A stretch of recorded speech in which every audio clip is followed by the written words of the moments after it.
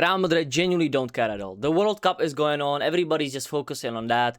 The only thing we are focusing on is transfers. Transfers. And these are the latest transfer news by Real Madrid. And if you're looking at me like, oh, maybe five rumors. What the hell is this? I have like 8, 10 tabs open. Oh my God, we are moving. We are moving differently. There is outgoings, there is transfers in, there is drama about NICO PAZ, there is drama about Mourinho with Gonzalo García. We're gonna talk about it all, but I want to start with this because this is, this is setting the tone for the signings. We're gonna talk about the signings first and then the players that we already have because, that's the most realistic stuff. With the players you have, you know more, you know their situation, but with these 2 to 3 players that Real Madrid are apparently signing still, even though we have already signed 4 and we are now moving into Enzo Fernandez, Olise, Bastoni and these men. We're gonna talk about it, don't worry. They will be big, important players. I think Real Madrid will give us a really fun summer by Mate Moreto.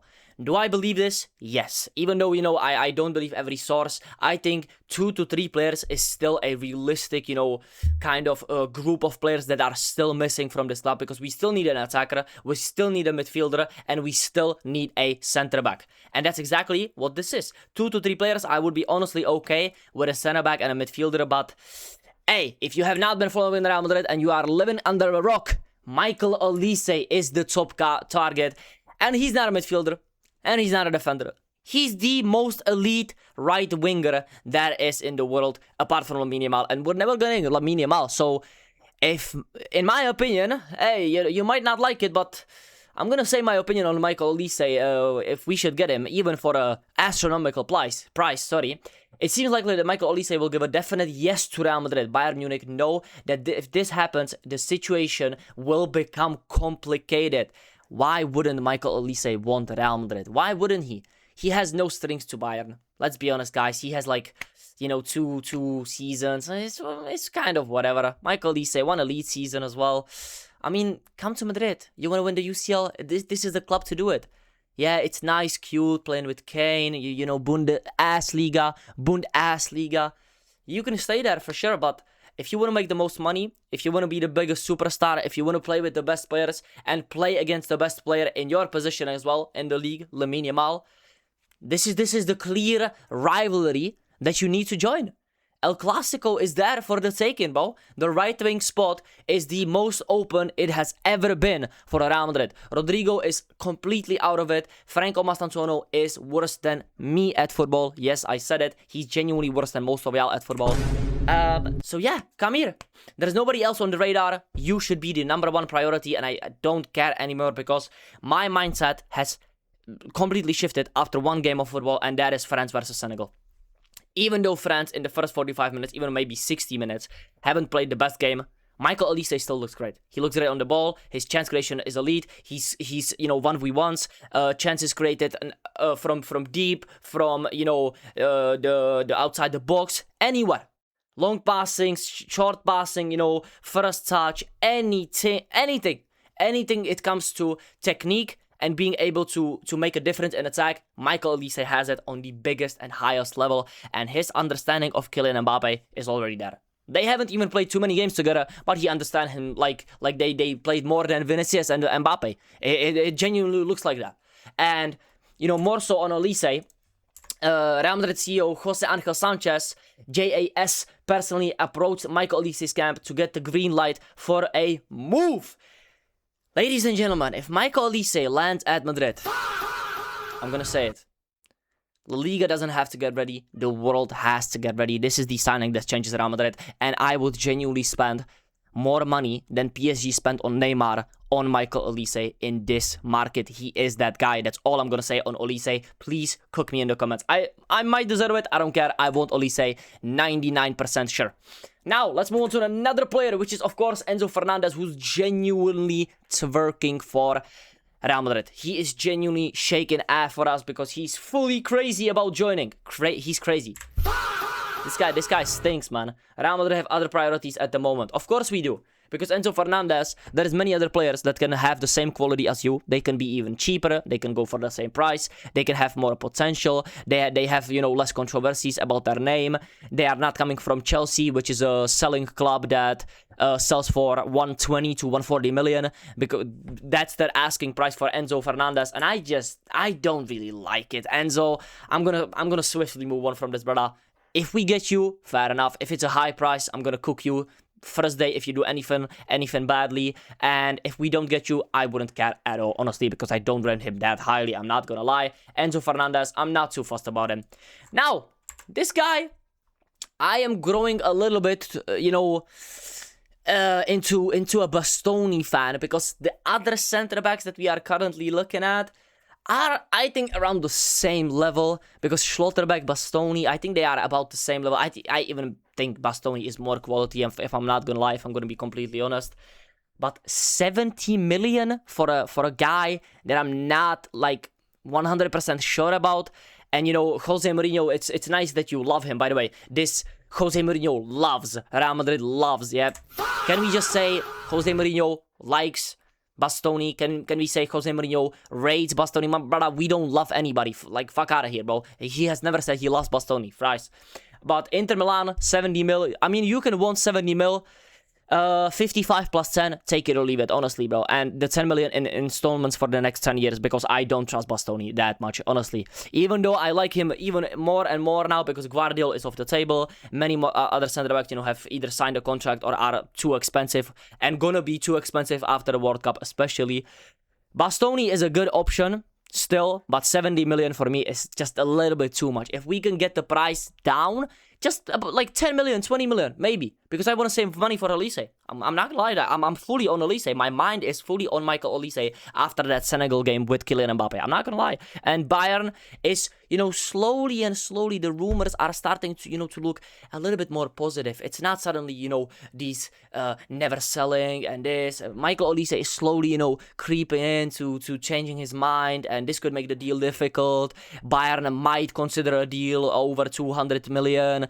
We will see what happens with that, but if we get, you know, a little bit more money off Bastoni, I would take him at Real Madrid, but he wouldn't still be my first option, honestly. I think there's better center-backs in the world that could benefit us more. I even, for example, think Van de Ven for even maybe less money.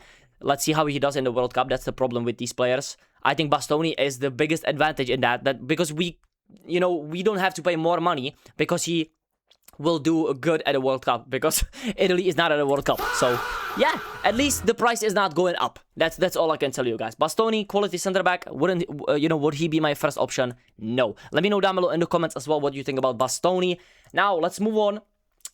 Sorry, this is the last thing I want to talk about, the signings. It seems likely that Michael Olise will give a definite yes to Real Madrid. Bayern Munich know that if this happens, the situation will become complicated. Of course, I talked about this before. I think Michael Olise wants to say yes. Real Madrid have frozen all transfer talks about around Gonzalo Garcia. This was Jose Mourinho's personal request.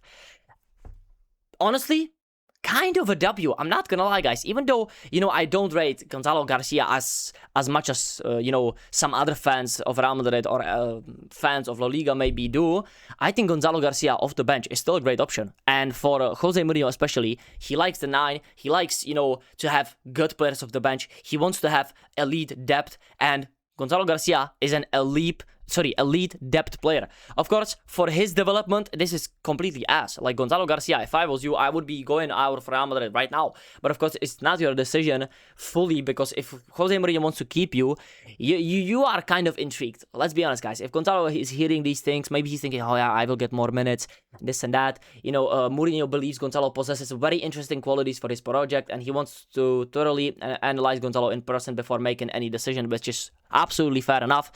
I would honestly keep Gonzalo, but he has to expect like, what, 15 minutes off the bench? Maybe 0 minutes some games? Honestly, and that's for his development. This is absolutely ass. For Real Madrid, this is great. But I'm looking at the player perspective once again. This not only hurts Gonzalo Garcia, this hurts Endrick as well. And I'm honestly so done with the Endrick disrespect. I think Endrick should leave Real Madrid. Honestly, Endrick should leave Real Madrid, not because he doesn't have talent, not because he's not good, not because I don't trust him, but I want him to be respected. I want him to be, playing every single game. I want him to be the starter in a team. And I genuinely thought Endrick was going to be the right wing or a backup option for the striker, because everybody thought Gonzalo was going to go to Como or maybe Dortmund or, a Premier League spell. But that's not happening now. And now we are looking at Michael Olise. Where is Endrick going to play? Why is he even returning? Maybe another loan is a great option for Endrick, honestly. I would love to see Endrick play in a Real Madrid shirt week in, week out. And, Gonzalo as well. But these players are honestly... yeah, tough luck. Honestly, football is tough, man. Football is not, looking at these circumstances of, yeah, but he came to Lyon, he did quite well, he has to start. No, it just doesn't work like that. The manager once again changed. I think if Arbeloa stayed, Endrick would have had a much bigger role. But hey, we know what happened. Jose Mourinho is here. I like that Gonzalo is, staying to be a bench player as Real Madrid, but for his development, this is absolutely cheeks. Now, let's move on to NICO PAZ, another one of these, players that are leaving the club, might not leave the club, might, stay. Because Como is doing a little bit of a madness. They are, barking at us, and Jose Mourinho has now given the green light to NICO PAZ as the permanent departure from Real Madrid this summer. And honestly, guys, I like NICO PAZ as a player. I think he's quality. But once again, I think maybe for NICO PAZ's talent and NICO PAZ's, personal development, it might be the correct decision, honestly, because why is Arda Güler playing? Yo, this is not about you, bro. The soundboard is doing a madness. Chill out, bro. Hey, yo, we're talking about NICO PAZ and Arda Güler is already piping up. Yo, Arda Güler, you might be on the bench as well, bro. Shut up. Okay. Let's get back to this. My bad. Real Madrid have decided to activate Nico's buyback for 10 million euros in the next 10 days. And if any club wants to sign him after that, including Como, the club has set the price at 60 million. I think this is the right decision to do. If we want to sell NICO PAZ, it is the time to do now, because I think 60 million for him is a good price. Because, once again, I'm a bit skeptical about players performing in the Serie A, yeah? Because Brahim Diaz fucking performed in Serie A. Luka Modric at 40 years old was probably the player of the season, alongside, like, Di Marco, which, honestly, on a European scale, Champions League and biggest, world stages, these players are not that good. Honestly, I'm not lying. And NICO PAZ for 60 million, if we don't want him and we make this profit now and, reinvest it, I would be okay with it. I wanted to see NICO PAZ in a Real Madrid shirt. Yes, I did, but where does he play? We have Arda Güler, Jude Bellingham. What if we, where do we play Bernardo Silva? Where do we play Endrick? How does the midfield even look like? What if we sign more midfield players? Honestly, NICO PAZ, it might be the best for you if you just leave it Real Madrid. And Mourinho, I think, thinks the same. If the club can generate this money to buy maybe a starter or a backup that, he thinks we need more than NICO PAZ, I'm going to be all for it, because I just think NICO PAZ would benefit from this deal as well. I'm not going to lie. So NICO PAZ is probably going to be leaving Real Madrid permanently. Now, my boy, Eduardo Camavinga, of course, he has been rumored a lot to be leaving Real Madrid because of the situation last season. Not a great season from him. So many injuries. When he actually played, he wasn't really that good. He had like some sensational games, but some really, really bad games, especially that Bayern Munich game in the Champions League. Once again, getting a red card 2 years in a row. I mean, I am still not open to selling Camavinga. Honestly, if it was up to me, I think Camavinga would be a quality player under Jose Mourinho. He would be more defensive. I think he would be more confident. I think he can feature as a left back as well under Jose Mourinho. Honestly, I think Eduardo Camavinga for Manchester United and Juventus would be a sensational signing. Now, how much would we be asking for Eduardo Camavinga? Real Madrid have set Eduardo Camavinga's price at 60 million euros. I think this is absolutely bonkers. 60 million for Camavinga is genuinely so sad. I think he's at least 85 million even now. I think he's talent is off the scale. He's what? How old is even Camavinga? Like 22, 23? Camavinga has so much more room to grow. He can be one of the best midfielders in the world if he gets that playing time. And honestly, his biggest problem is not even, what he does on the pitch. It's the injuries. And the injuries, when he finally plays, it just gives him so much less confidence, honestly. And he's always put into these games where he has to be perfect. He has to be the main man. And then it's just... Sorry, main man. I didn't want to say that. He has to be one of the main men in the midfield. I just don't like it. I would like Eduardo Camavinga's role at Real Madrid to be off the bench impact player, because what Eduardo Camavinga does, the work rate he has off the bench that we have seen in 2022, 2024 is sensational. He can win you games by just his pressing, the ability to win the ball back, the recoveries, and the ability to progress with the ball. But the injuries are I would say, the worst thing about Camavinga, honestly. The performances just come with the lack of confidence, in my opinion. I don't think Camavinga is a bad player. I just never thought that. The red card is not even him being a bad player. It's just lack of, judgment, lack of focus. It's I genuinely think he was not confident at all this season, and it showed in his, in his performances. But I think Real Madrid, if it's 60 million euros, we should be keeping him, honestly. Let me know your opinion down below, because I think some of you guys will want to sell Camavinga even for 60 million. But I just think 60 million is crazy in this transfer market.